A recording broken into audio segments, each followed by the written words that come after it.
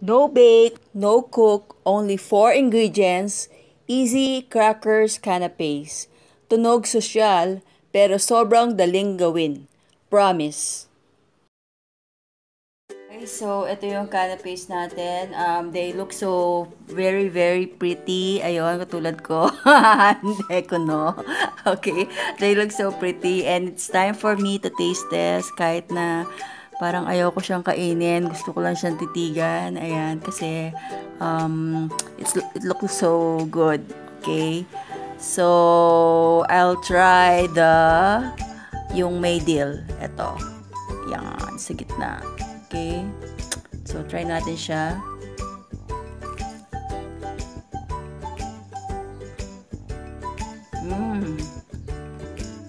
Ang sarap, guys. Ang sarap niya. You know why? Kasi, yung texture ng canapé, nalasahan ko lahat. I mean, crunchy yung crackers. Tapos, very creamy yung ating cream cheese.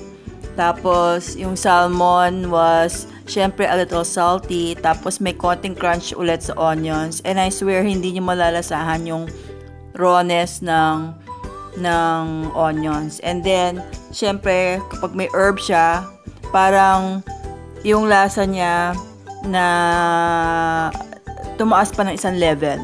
Okay? So, it's a play of flavors in your mouth. Sobrang sarap talaga siya, guys. So, it's good for bread or crackers. So, ayun. Kakain ako ulit. Okay? Kakain ako ulit dahil ang sarap niya. So, thank you again, guys, for watching this episode for today. And I hope you try this at home. Okay?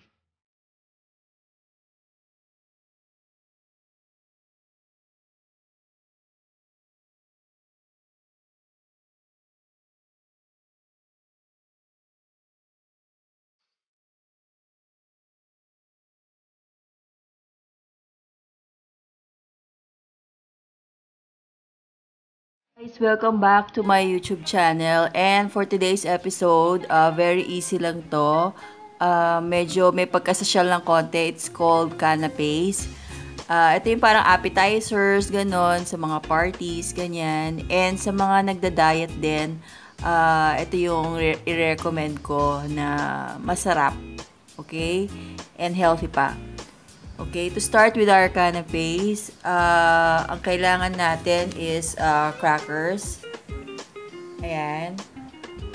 Itong crackers na to, ang tawag dito is multigrain crackers kasi may different kinds of seeds siya sa loob. Ayun, may mga chia seeds, ayun, may nakikita ko sesame seeds, may flax seeds. So, healthy crackers to.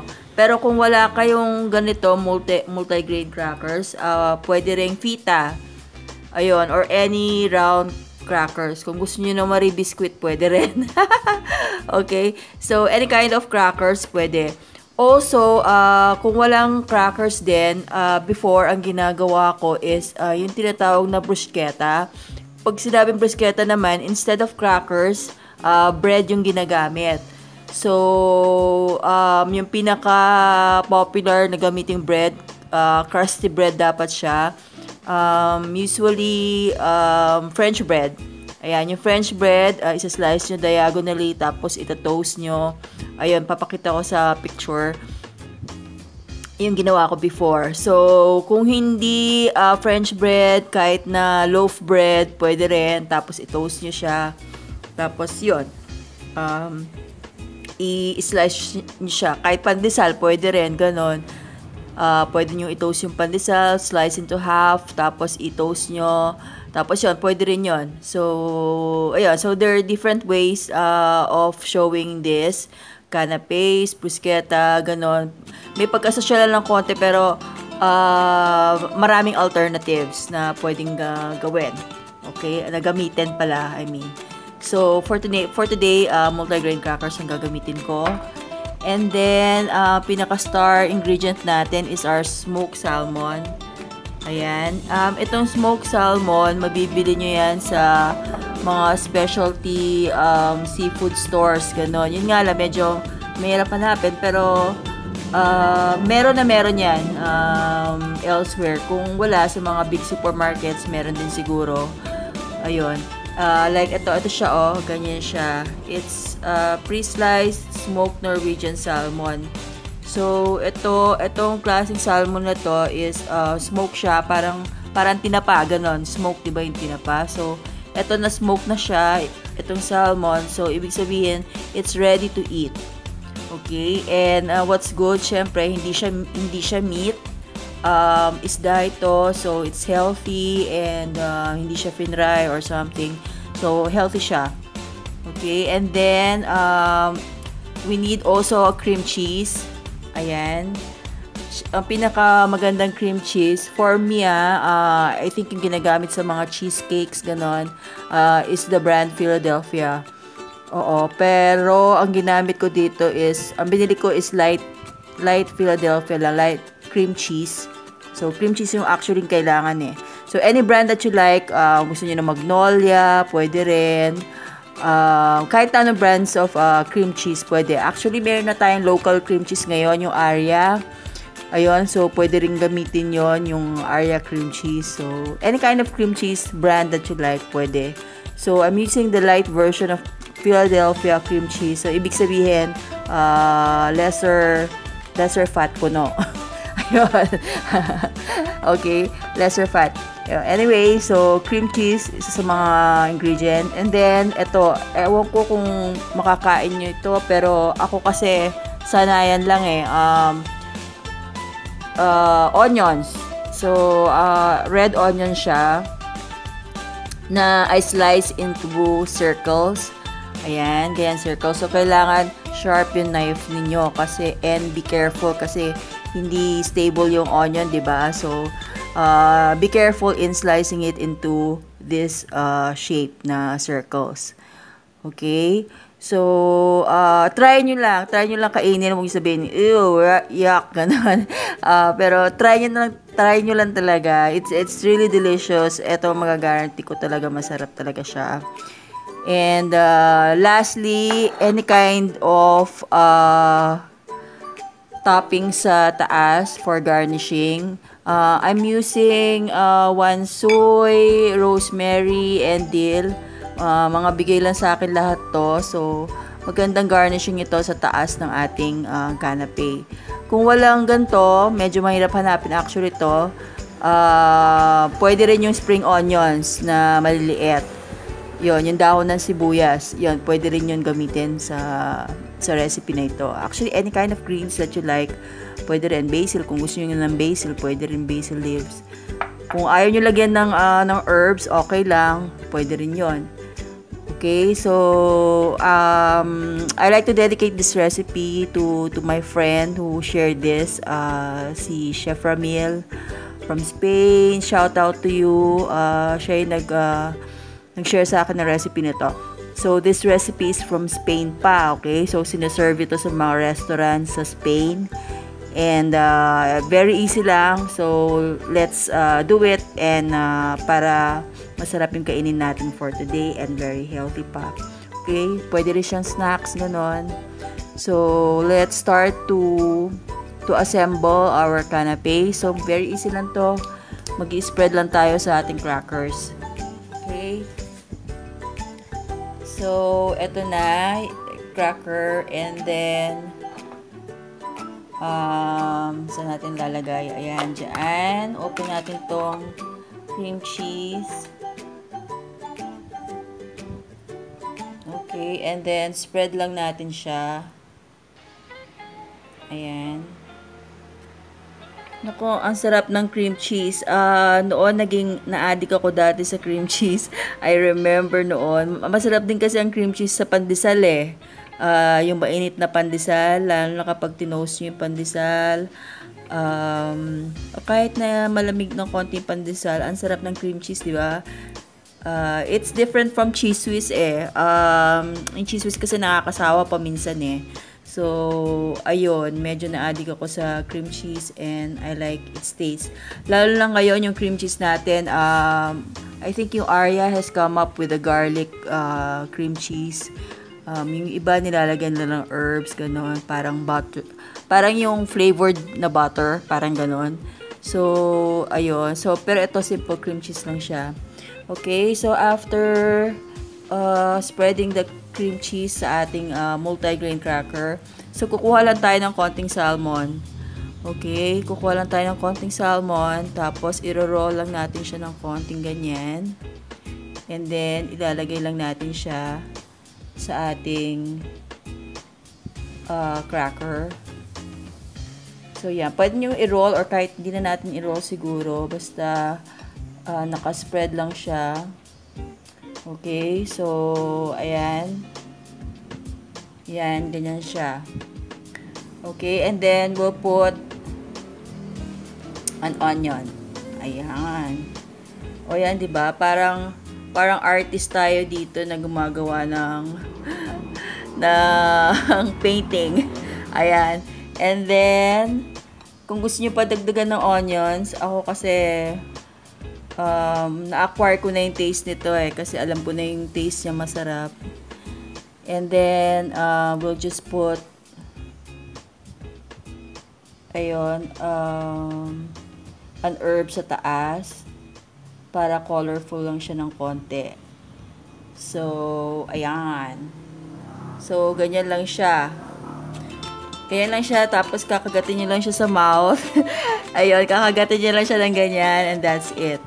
So, ayun, you may find this a little bit odd, pero ang combination niya talaga is really, really good.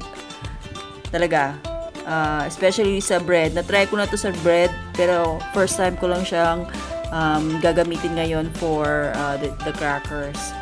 Okay, so let's have another piece of cracker. So, lagay tayo ulit. Spread lang natin siya. Okay. Ayan. It doesn't have to be evenly spread. Kahit na anong klaseng kahit gaano karaming gusto nyo.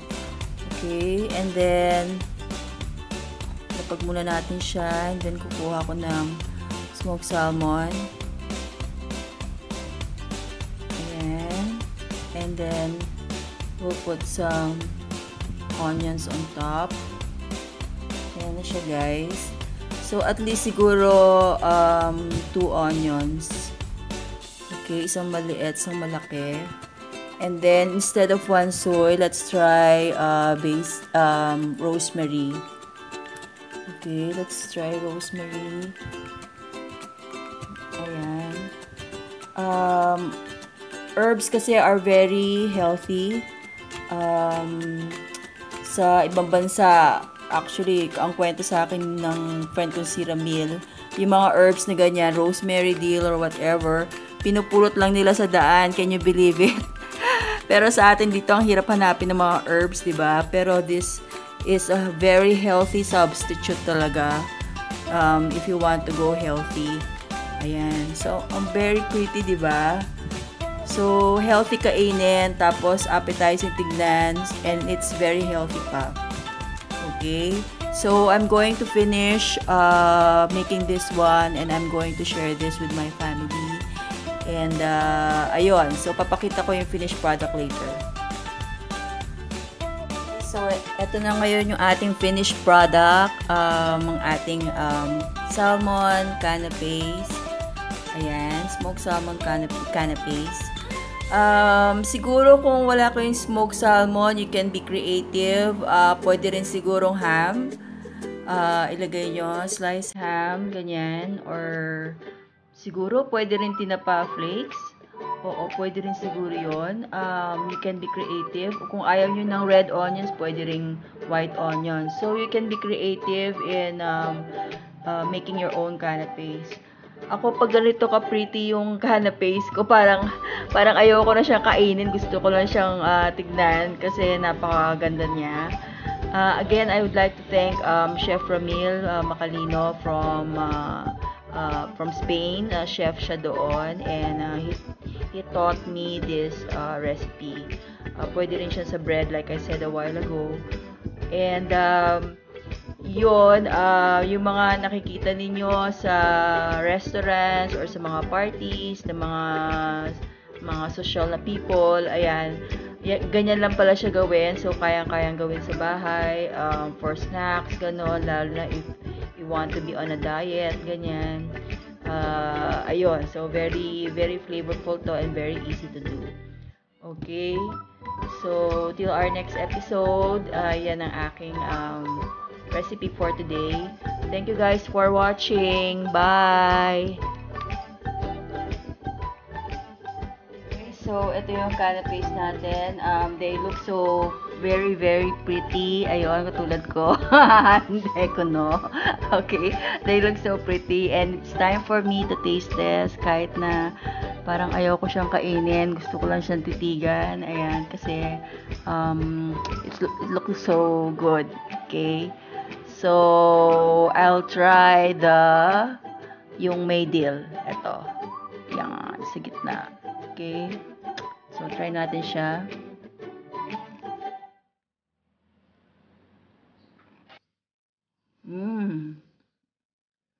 Ang sarap, guys. Ang sarap niya. You know why? Kasi, yung texture ng kanape, nalasahan ko lahat. I mean, crunchy yung crackers. Tapos, very creamy yung ating cream cheese.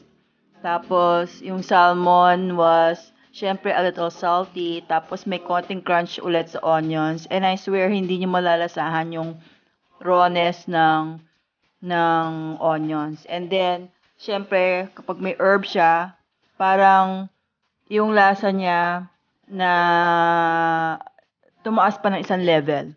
Okay? So, it's a play of flavors in your mouth. Sobrang sarap talaga siya, guys. So, it's good for bread or crackers. So, ayun. Kakain ako ulit.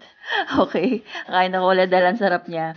So, thank you again, guys, for watching this episode for today. And I hope you try this at home. Okay?